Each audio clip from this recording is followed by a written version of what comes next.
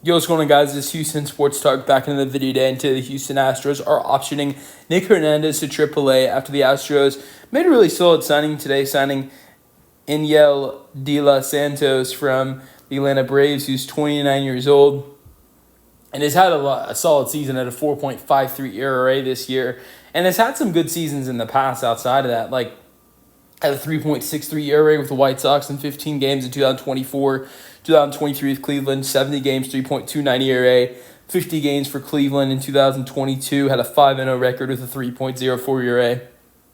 So I think compared to the guy that's getting DFA'd, Luis Contreras, and the guy that's getting optioned for Nick Hernandez, who have been two options for the Astros bullpen the last couple weeks, I think De Los Santos is a way better option for the Astros in the bullpen compared to Nick Hernandez and Luis Contreras.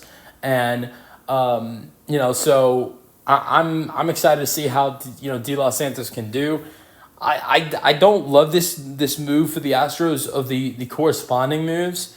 If I were the Astros, I don't understand why you DFA Luis Contreras. If I think the Astros, what they should have done was just DFA Nick Hernandez, which options him as well. DFAing Hernandez would have got him off the 40-man and the active roster, which clears room for De Los Santos on both the 40-man and the active, and then you don't have to DFA Contreras. I would have DFA'd Hernandez over Contreras. Look, I think before I get into this discussion, I'm going to say I don't think either one of these guys are very good. I think both of these guys have really struggled this year, and they're not great pitchers. But we're going to go over who's the better pitcher between Luis Contreras and Nick Hernandez. I'm going to go with Luis Contreras. Most recently for the Astros, getting called up a couple weeks ago, he comes up, pitches 3 innings for the Astros, doesn't give up any earned runs in 2 different outings. And his ERA this year is not very strong for the Astros. It's, it's a little bit over 6.5. And his ERA over 2 seasons for the Astros is a really bad 7.50. But it's not like Nick Hernandez hasn't been bad either. Now let's note Hernandez also has got a 5.5 ERA. So Contreras' numbers are a tiny bit worse than Hernandez, but Contreras has pitched a lot more. Hernandez has pitched 5 outings this year, has given up a bunch of walks, a bunch of runs.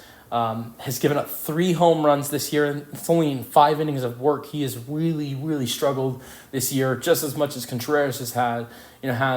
And look at his look at Luis's last 2 outings, going, clean baseball, no earned runs in 2 different outings over 3 innings. That's something I don't know if I could see Nick Hernandez doing. And so then I also look at like last season, Nick Hernandez had north of a 8 ERA for the Astros last year, giving up 7 earned runs and 8 innings for the Astros. So let's look at last year's struggles for Nick Hernandez as well. But also the thing I look at with Luis Contreras is the ERA very poor for the with the Astros in the last 2 seasons, 7.50, correct. But there's one team I look at. It's the Minnesota Twins, Carlos Correa's former team. Now, why would I be looking at the Minnesota Twins? Contreras, that has been playing in Minnesota, has been a bad place for Luis Contreras. In 2 different seasons, this season in Minnesota and last season in Minnesota, the Astros played Minnesota. Luis Contreras pitched 4 innings for the Astros in Minnesota and gave up 9 earned runs. And Minnesota is not a good place for Luis Contreras. Now, what are his numbers in his career outside of that?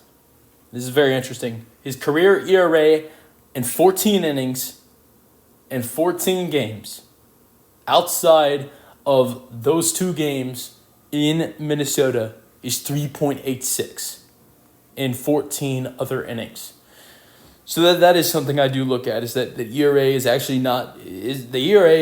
pretty good for Luis if you remove his 2 terrible outings in Minnesota. Something about playing in Minnesota against Minnesota, not very good for him. And so that's why, and Contreras is almost 2 years younger than Hernandez. That is why I prefer Contreras over Hernandez. I think it's kind of a stupid discussion to have because honestly, both these guys are kind of garbage. But I think the Astros missed an opportunity here to keep a better pitcher. But it doesn't really matter. Let me know your thoughts on the Astros optioning Nick Hernandez in the comment section, and peace out.